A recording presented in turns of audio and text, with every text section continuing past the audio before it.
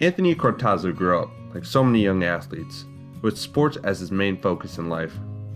If he wasn't at football practice or watching the Giants game on TV, he was out in the yard throwing the football or running plays. From ages 9 to 14, he played for the Montville Mustangs as a running back. I can remember as a young boy wearing my Mustangs jersey to the Cowboy football games, watching the players in brown under the lights, cheering on the team I had hoped to one day play for. Football had been a source of belonging and camaraderie between Anthony and his father. When his father passed away, Anthony had a choice to make.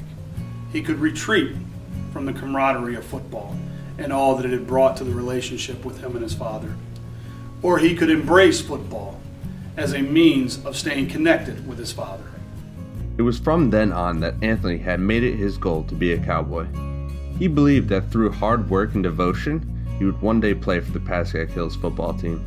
As his freshman season was coming to an end, Anthony knew that he would still need to train in order to be stronger for the next season. He began hitting the weight room during the winter and throwing shot put and discus during the spring to improve his body for the upcoming seasons.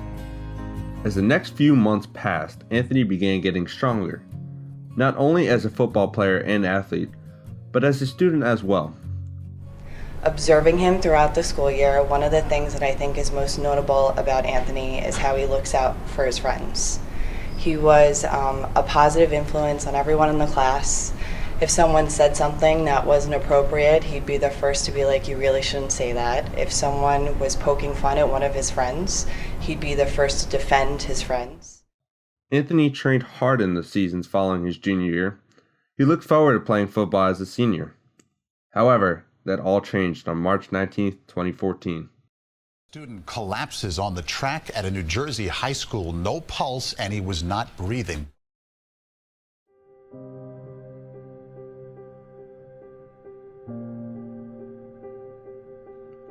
While running warm-up laps before track practice, Anthony's heart stopped and he collapsed on the field. His fellow athletes and coaches sprang into action. With the quick response time of teammates and faculty at Pascack Hills, Anthony was brought back to life with the use of an AED stationed outside the athletic trainer's office.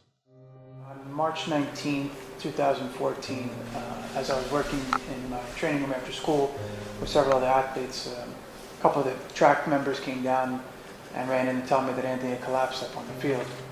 I ran out of here with his emergency kit, knowing that he has some allergy problems. Ran up to the field, and when I got up to the field, I noticed a former student and friend of his, and who also happens to be an EMT, doing CPR on him. I immediately turned around and ran and asked somebody to get the AED, and somebody ran and grabbed the AED and brought it over to me. As I reached Anthony and did a secondary assessment as CPR was in progress, AED reached me at that point. It was probably within less than 30 seconds. I opened up the AED pack, applied the pads. It advised a shock, and I shocked them. Once the shock was delivered, it advised to begin CPR. So I continued CPR at that point for the next several minutes, and the AED reanalyzes Anthony and said that no further shock was required at that point, but needed to continue CPR.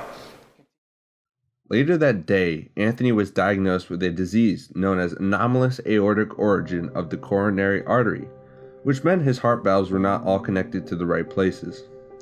Doctors said that he would need to undergo a 5-hour-long open heart surgery in order to fix his heart problem. Anthony worried that he would never reach his lifelong dream of playing football his senior year, but he was determined to do whatever it took to get a shot at it. Anthony literally died. He had all the reason to quit and not finish his 4th year of high school football. And when I visited him the day after his incident in the hospital, even in his condition, he was barely able to speak, he could barely move. When I saw him, I asked him how he's doing, and he didn't even tell me how he was doing. The first thing he said was, "I'm coming back to football."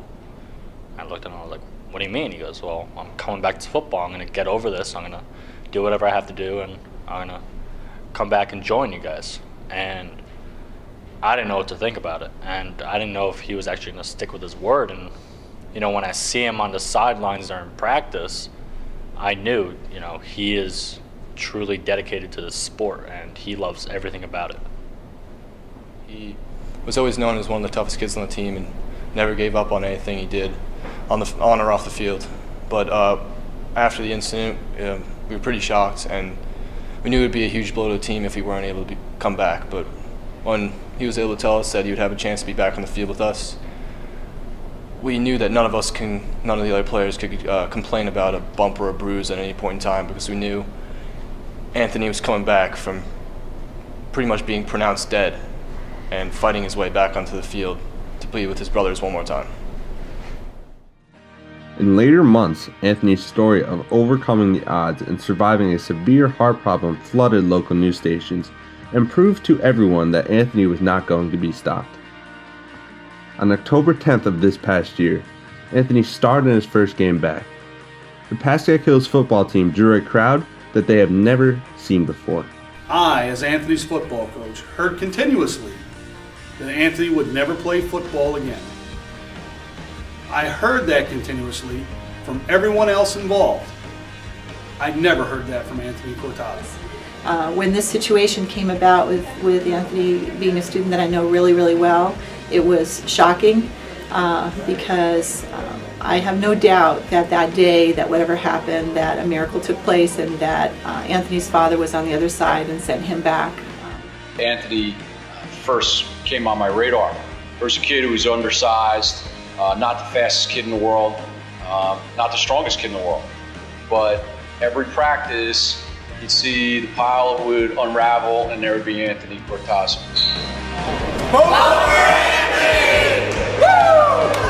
Vote for Anthony!